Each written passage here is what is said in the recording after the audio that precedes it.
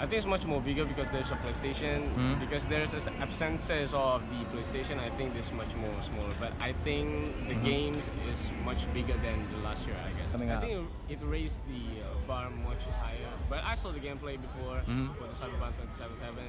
But I guess there's a lot of surprise too. I know Korean is really big with Blizzard game, right? With StarCraft. You're one of the biggest market for Blizzard. Do something crazy like in Watch Dogs, GTA. I think you should try the consoles game and PC games and new one. The Nintendo booth. Nintendo booth. What game did you play? Pokemon. Sword and Shield. Are you a big fan of Pokemon? Oh yeah, I'd say it's probably my favorite game series. I like being able to play the games and see what's coming out.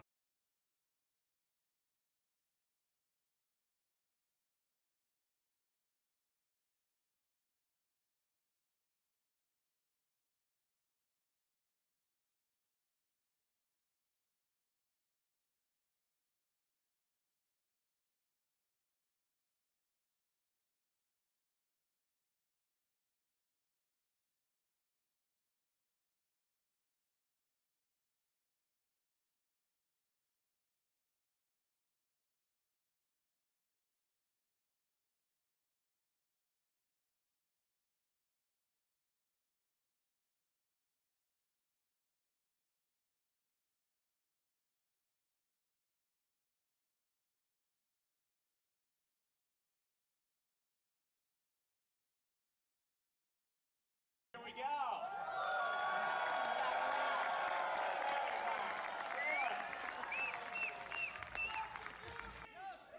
Welcome to E3. I feel like the intro was.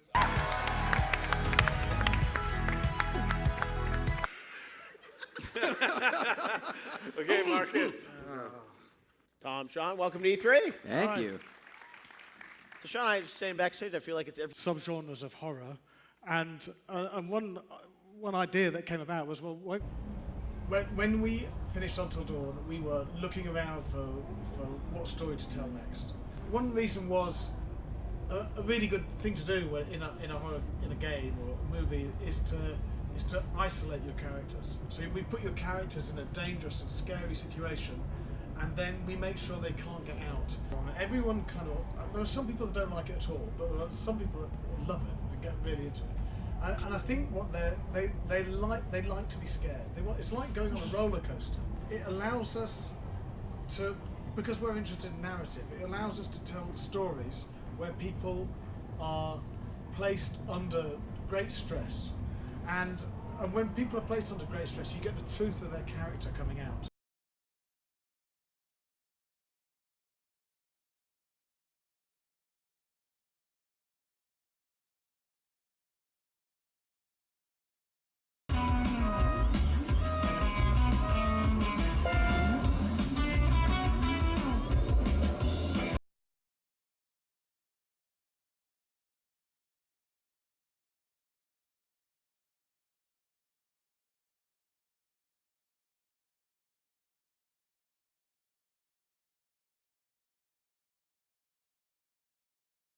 So this game is called Terrarium, and this is a game where you play as a space gardening grandmother. And a lot of the gameplay that we have now came out of that. We sort of started exploring like managing chaos, right? Where everything goes wrong all in an instant. Suddenly everything's on fire. And we knew we wanted to make something where players could create their own experiences. So there's a lot of challenges as an independent studio to make a game like this, and I would say that the biggest one is making something with a scope that you can achieve, because everybody has big ideas and there's a lot of features that you want to make, and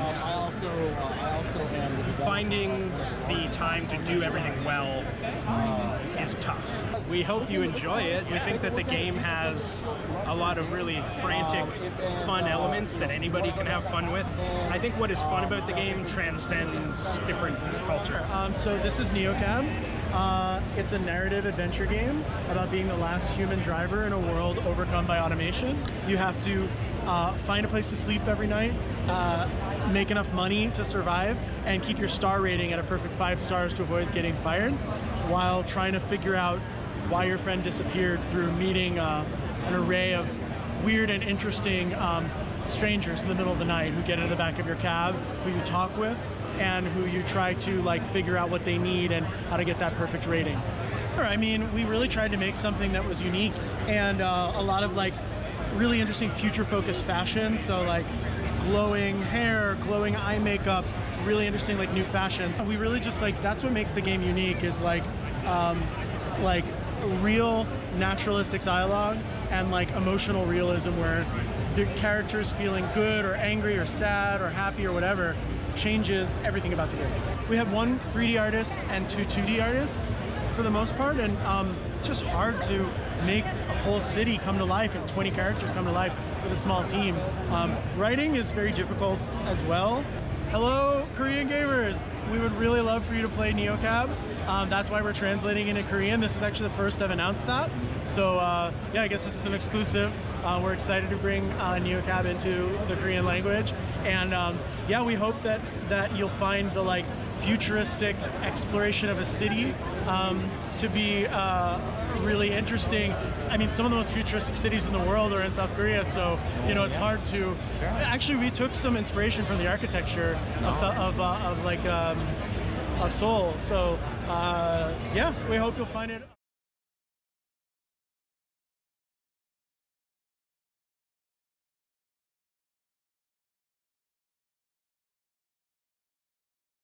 So the Unreal Gun is probably the first true mixed reality experience. So we mix the physical, sound, projections, haptics, and augmented reality. So one, it's the first mixed reality experience in the true sense of mixing. And then secondly, it's the first large-scale multiplayer location-based AR experience. It's just so different to everything else that's here. Yeah, the originality is the key, right? Yeah, and also AR. Nobody, you know, it's very little happening in AR in entertainment right now. Yeah. Those, yeah. Oh my god. That's hilarious. Yeah.